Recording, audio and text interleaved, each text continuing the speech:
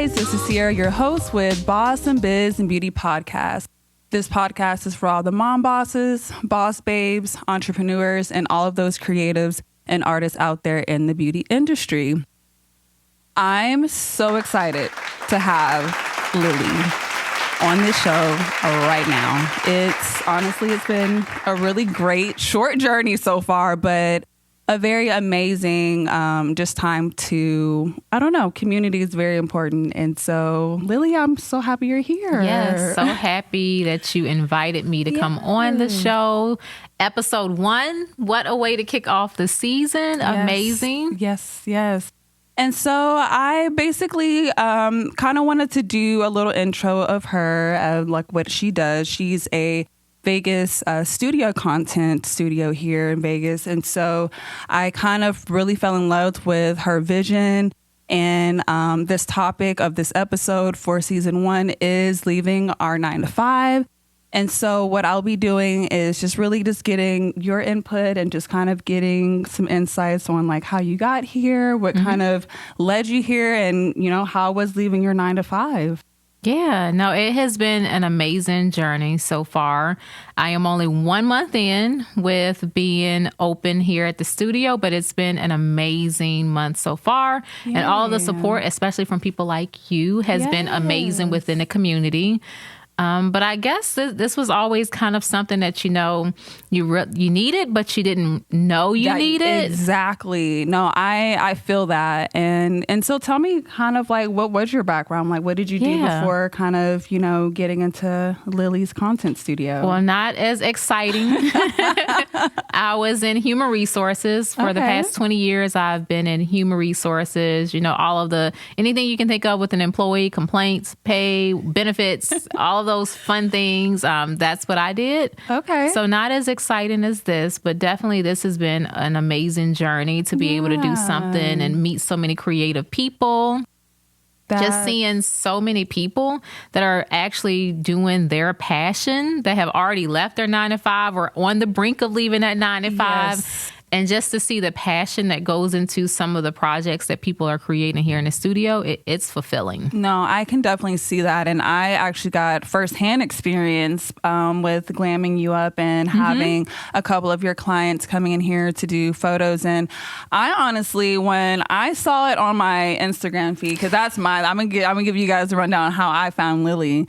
And so, of course, like anything else, social media is a big thing where you can find a lot of different things. But I found Lilly's content studio on social media, on Instagram, and I just seen literally I saw the post and I was like, who is this? What is this sorcery? And it was just very welcoming, refreshing, and I feel like it had a vibe. And so I really love what you put into it. You can kind of tell everything had some intention. And I feel like that's what I love when I work with other, either brands or just other business owners, is seeing the intention and the love and passion behind it. And even when one of the clients ended up coming in the day that we did the headshots for Lulu, just people coming in here and just I found you and I just had to come in here. And I feel like that's the community that you're going to attract, and I think that's really important when it comes to being a small business owner, is we want to be seen. And when I saw you, I was I have to reach out. And that's honestly, and just a side note, I don't do a lot of reaching out as I probably should as a business owner. And that's just something that I had to overcome as a business owner. You have to kind of sell yourself, but you also have to put yourself out there and hey, I'm interested, because who's going to know, Exactly. And so when I finally came in here and kind of seen everything, I was like, wow, this is a gem right here. And you're a gem. I mean, look at you.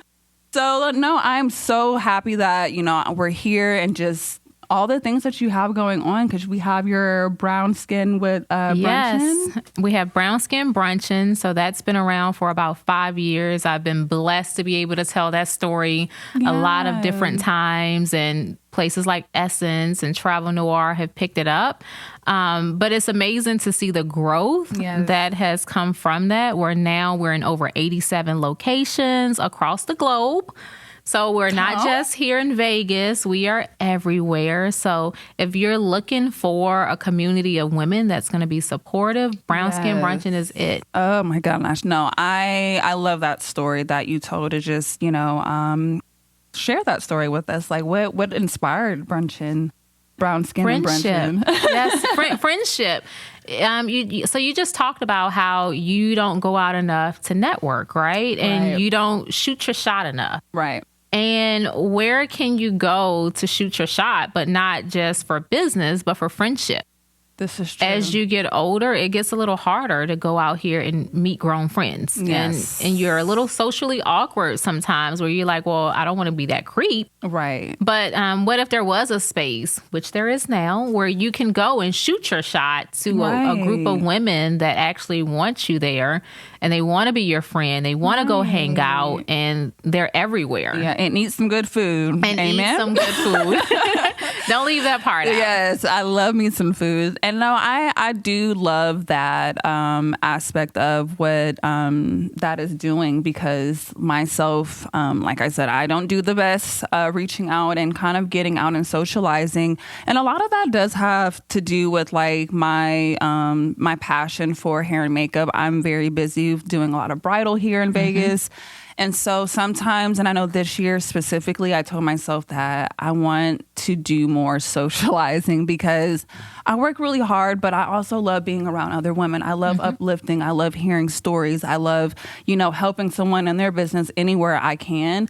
But then sometimes you don't want to be out of business. You kind of want to get into a space where it's like, I want to meet people that's outside of business, And so I feel like as an entrepreneur, you do kind of you're focused, you're hungry and you're wanting to do and be the best that you can in what you're doing. But I feel like that social kind of like friendship community part is very important, and finding that balance between the two has been a little hard for me personally. But how has it been for you? It's been a journey, but once you get that community, you have this circle and this network that you can go to for anything. You need a job, someone in HR, you need marketing, someone for that. You need makeup, someone for that. So it's like you build your own little Rolodex or black book of people that you can call, not only when you need stuff, but when you need like just someone to hang out with. Yes. And that's important too, to be able to just sit back sometimes, decompress, and talk about girl stuff. Girl, the decompression, y'all better get one of these. Yeah, because decompression is important. I mean, I'm a mom of two. You're a mom of two. And it is not for the weak to be an entrepreneur, a wife, a mom. I mean, all the things. Like, we wear so many different hats. And so decompression is definitely something that I've been doing better with because I feel I got into a limbo of feeling like resting. I felt guilty of doing that. And I didn't know why at first, but it came to me. I was like, you know what? I know what it is. It's like I'm so used to like in that go mode almost, I guess I want to say. And so sometimes just sitting there, even if you don't have anything to do, even if no one is, you need to answer an inquiry or whatever it is, but just being able to, I don't know, just be okay not doing anything was a problem. And I was like, why do I feel bad for not doing anything, So, and a lot of those things, I do think it comes from, wanting to balance work and home life. You have things outside of work where you have to go home, cook, clean, make sure the kids are ready for school. So all these different pieces. And so decompression is definitely key, I feel, for sure. It is.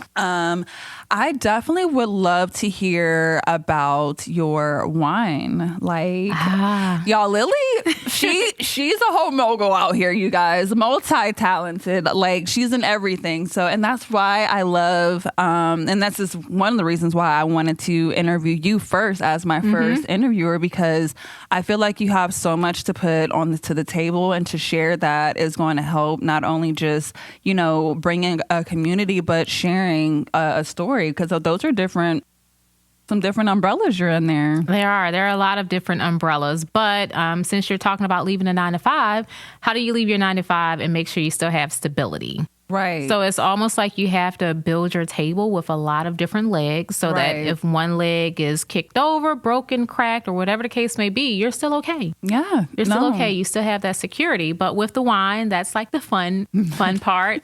It's called Brunch in a Bottle, and we have 2 different flavors right now, Moscato and Peach Mango. Both are very, very good. But it's almost like bottling up fun, good times and everything from brunch into a bottle with a lot of bubbly, good flavors so that when you get home, all you have to do is pop the bottle open and it's a good drink.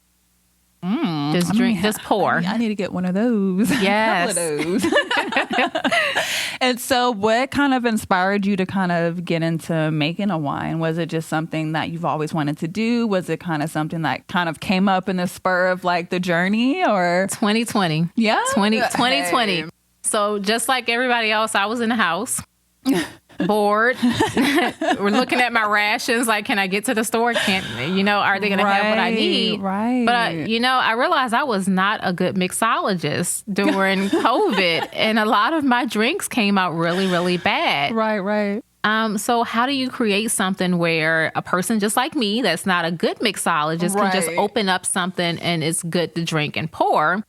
But the icing on the cake for me was I ran out of my favorite wine. Oh. Could not get it during COVID. Okay. And I said, I am tired of running out of the things that I like. Interesting. So thus Brunch in a Bottle was born. Right. Kind of, we weren't able to go out during COVID. So that was my brunch coming home to me. And I was very nervous about it. And I said, well, what's the worst that can happen? I'll just drink a lot of wine. I'll drink it all myself. Right. Now, what were you nervous about? Like, were you just nervous about like people not liking it or like, what was that? All of the above. Just what if it's not something that's for the general public? What if it's very specific to me? I'm investing a lot of money and time into this. And what if it flops? Just a lot of those what ifs, but I had to ask a different question. Right. What if it works? Right. And that's honestly, and I think even with my 9-to-5, leaving my 9-to-5 story was a little bit different. 2020 was a thing I think we all could relate to. And I think for myself, I had just had my daughter in November of 2019. And at the time before I had her, I was managing and supervising a blow dry bar. And so was really happy where I was. It was a really good place to kind of like get myself going and doing hair and makeup. And so I got a lot of good experience from them outside of doing my fashion shows that I originally had started with in my career. And so it kind of came to a point where, obviously the world's ending, right? And I kind of had a vision. I ended up launching a hair and skincare line right before I gave birth to her. And it was really something that I was trying to build, not necessarily to make an income, but I really did enjoy doing it. So I was actually making money doing my hair and makeup line or selling my hair and makeup products in the beginning, and then kind of was doing house calls when the shutdown kind of happened. And so this kind of like almost forcefully had made me not go back to my 9-to-5 and start to think about what I can do to sustain myself outside of, my 9-to-5. So I ended up selling products during the pandemic. I was able to stay afloat. And my husband at one point was like, I think it's time to leave. I was like, well, where are we going? So I'm just like, okay, I'm finally, getting myself out there. I'm getting my clientele up, things are going really good. And so he hits me with the, like, I want to move back to Vegas. And originally I did not agree with this. I was okay where I was. I felt like I had finally got my clientele where I wanted it. And so it just came a time where I had to do a lot of praying. Mm-hmm. And being just, I wasn't even trying to like think it all out. I honestly felt like that was like my leap of faith that I took, and was like, you know what, if this is what you want, and I feel like I'm not a stranger there. I actually started my career here in Vegas, went to cosmetology here, and then came out here and things were still shut down. So it was still scary. Yeah. But that was probably my time where I could honestly say, like, I was happy I left my 9 to 5 because I wasn't dependent on it. And then seeing during the pandemic how people were getting laid off, people were like losing their jobs. I'm like, wow, like to think that like if I was in a 9 to 5 and being in that situation, what would I have done, you know?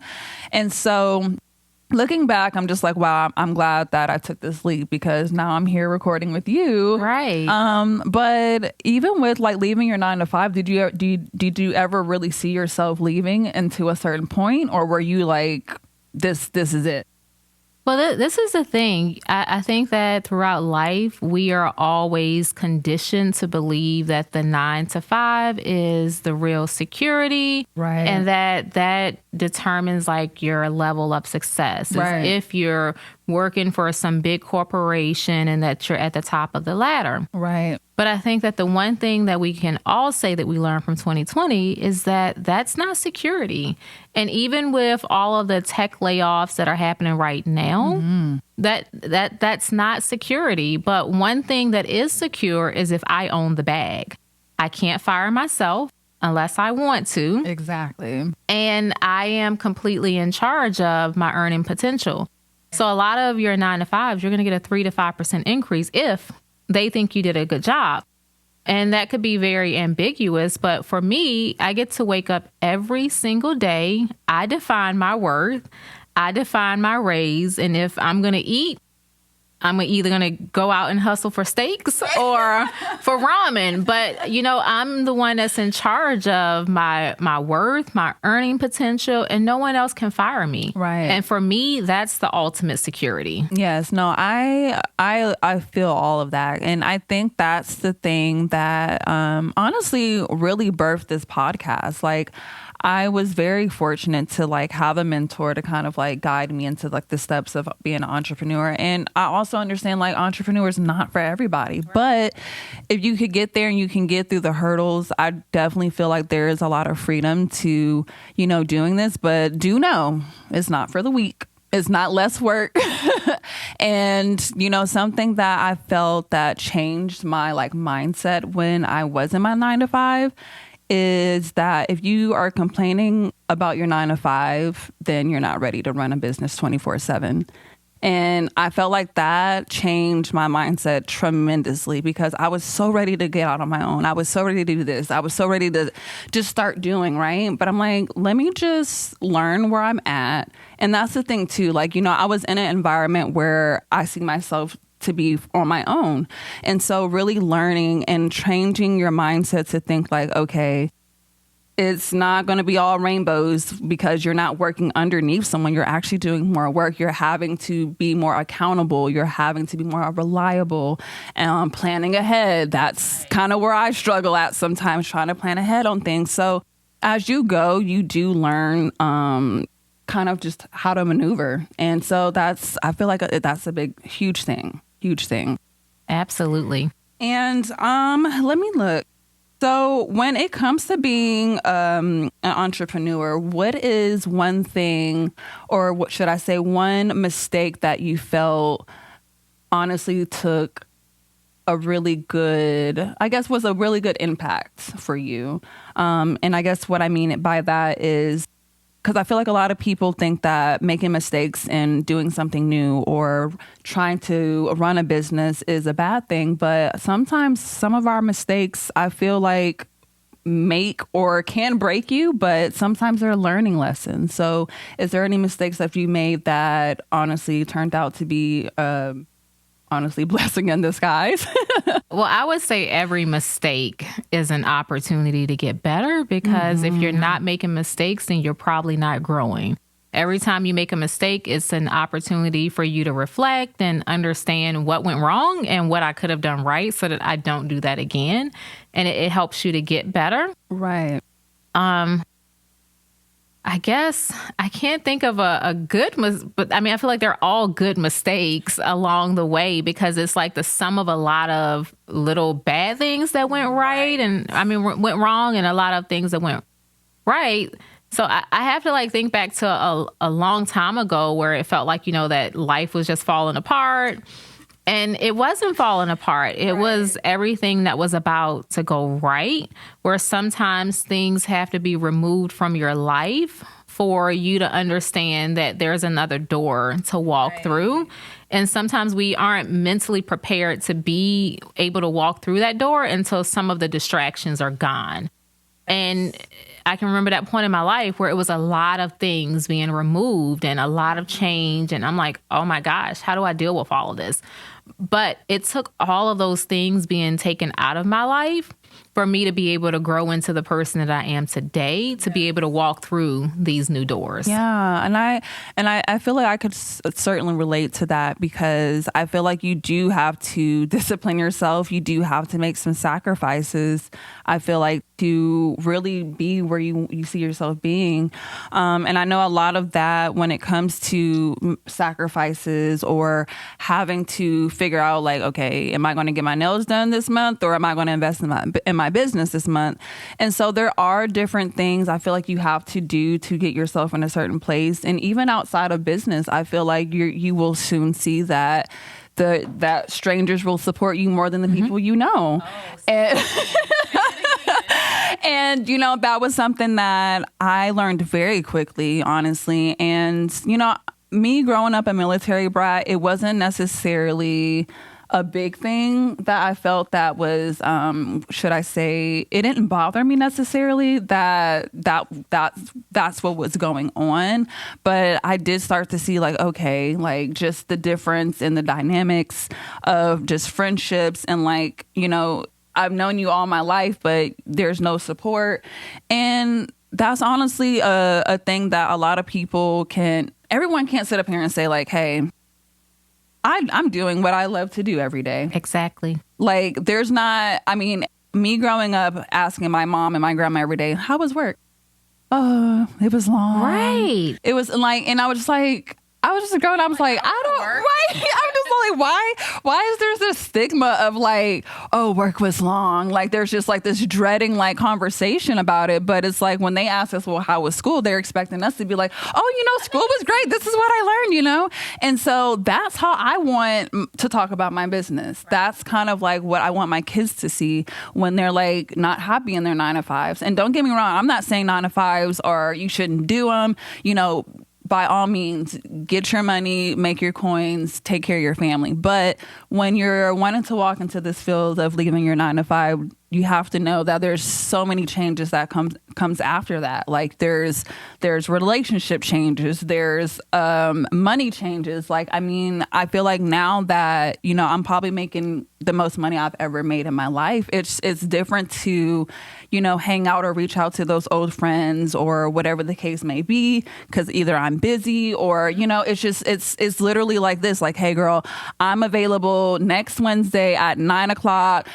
Like let's pencil something in. Like that's the life that I'm in now. And so it's like getting accustomed to that. And even the people around me probably didn't adjust to that until maybe now. But, you know, there's a lot of things that people don't see behind the scenes. And I think that's the big thing, you know, and that's why I love or this is why I love that I'm getting people on the podcast to talk about these things, because it's like leaving a 9-to-5 is great. It looks fun. It looks like we got it all together, but we don't. Girl, we don't. I mean, I'm excited about recording this podcast, but I ain't looking forward to, you know, editing. But, you know, it all comes down to this for me, is that you're doing everything through love and passion. Right. And that feels different. When you love it, you're passionate about it, you just emit a different type of energy. Yeah. Versus if you're coming home from work and how was your day? Long. But right. Now it's how was your day? Whew, it was a busy day. Right. Same concept. Right. I had the same amount of hours, but I was passionate about what I was doing and I understood the purpose behind it. So it felt different. Yes. And I think that's honestly a big takeaway that I think I love about a 9-to-5. It's just that, you know, when you kind of look back on working your 9-to-5, it's just like, dang, like, you know, you might have been happy in your job. I felt like I was happy in my job, but I felt like, you know, anybody who wants to run their own business and is in a 9-to-5 business, they're like, I could be doing this myself. Everybody has that mindset, right? But it's like to put it in action is a total different ball game. Absolutely. It totally is.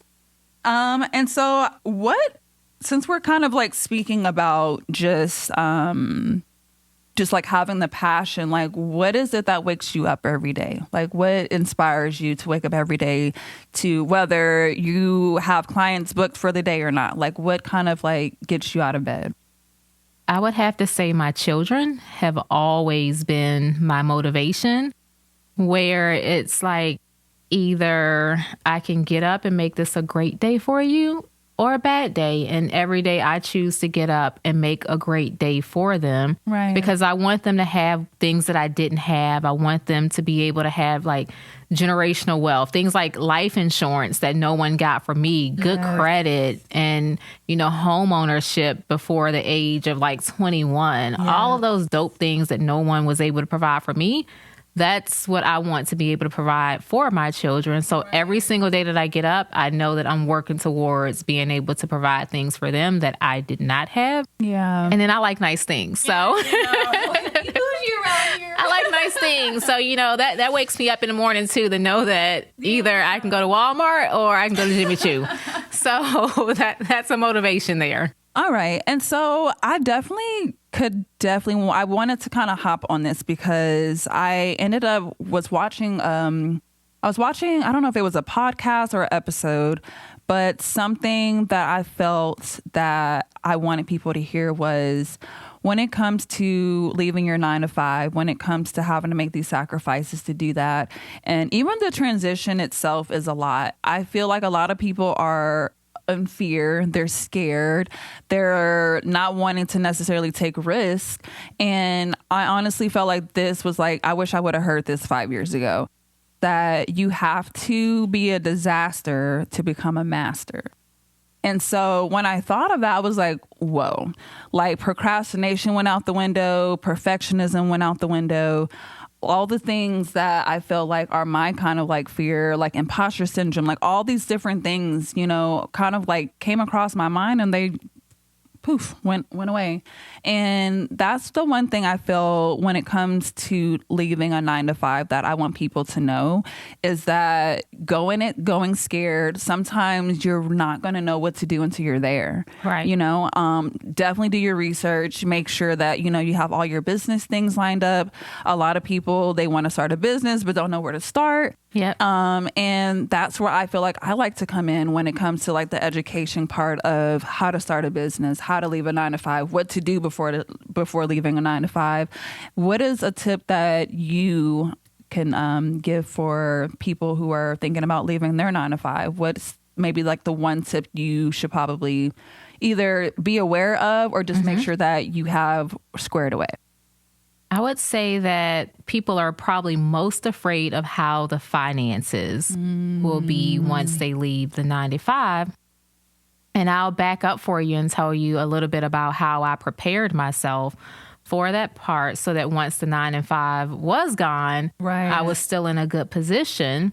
So what a lot of people don't talk about is freelancing. Have you ever heard of freelancing? I do that. You do that. So think about that. No matter what you do, you already have some sort of skill that you're using for somebody else. You can do that skill on your own. So for me, my skill was human resources. And I took all of the things that I knew and I would do things like recruit for small businesses or write job descriptions and manuals for them. And that was how I basically was able to save up money. Right. So I started out on a freelance platform writing $5 job descriptions. And once I got a good clientele, I bumped that price up. The price today ain't the price tomorrow. Hey. So I know y'all heard that. Right? Got a little better at it. And those $5 job descriptions turned into $25 job descriptions. And then it turned into a $500 gig and then an $8,000 gig. But since I was still working a 9-to-5, all of that money that I was making, that was either going towards paying off credit cards so that I had no debt, less liabilities, or it was going into savings and investing. And then that way I had some sort of security. If you don't have a job and you don't have bills, you're good, right? You don't have anything to pay. So just take those little skills that you have to market yourself. And it's easier to make money than save money. So just make as much money as you can and put it in a lot of right? And put it in a lot of different things. And then that way you're always investing in yourself. So took like $5, like I said.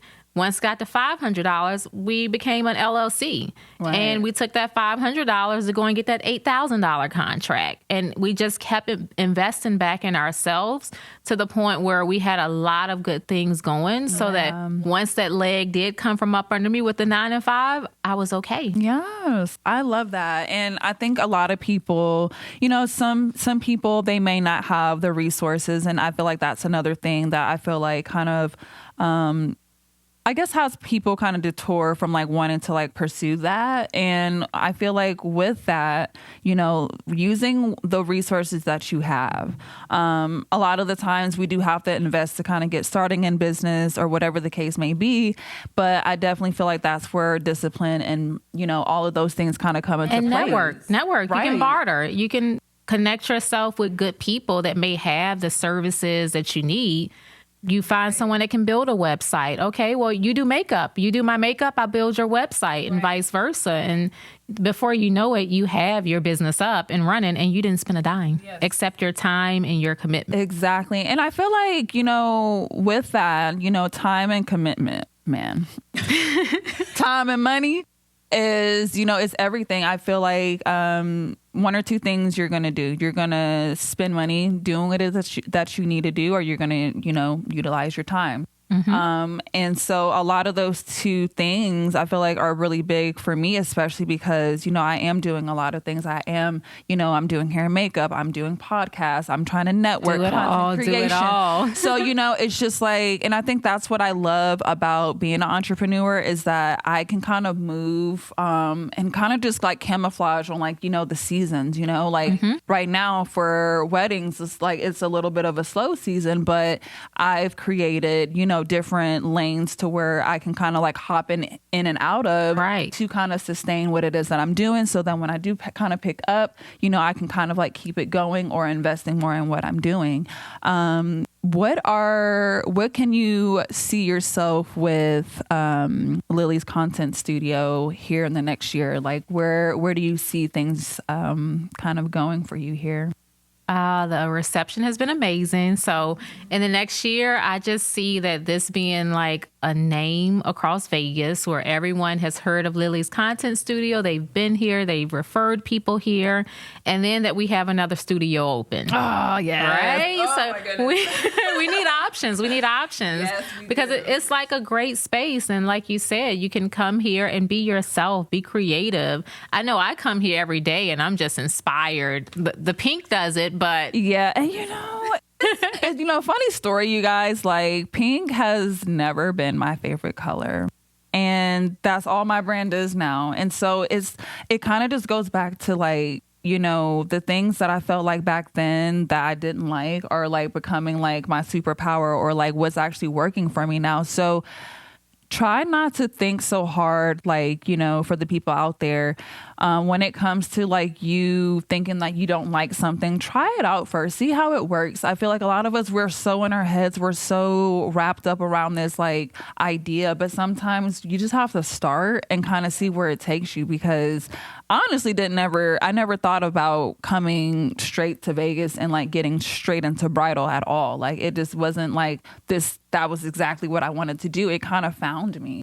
Nice. And so with that, I kind of feel like with everything that you're doing, like I'm so like happy to see like just another Black woman doing and chasing her dreams and just bringing that community in, all the things that you're doing with, brown skin and brunching and, just having all of these good things kind of coming for you. So yes, I definitely appreciate having you on. Is there anything you want to kind of tell the people where they could reach you or anything yes. coming up here in the next month or so. Oh, looking for some sneak peeks, huh?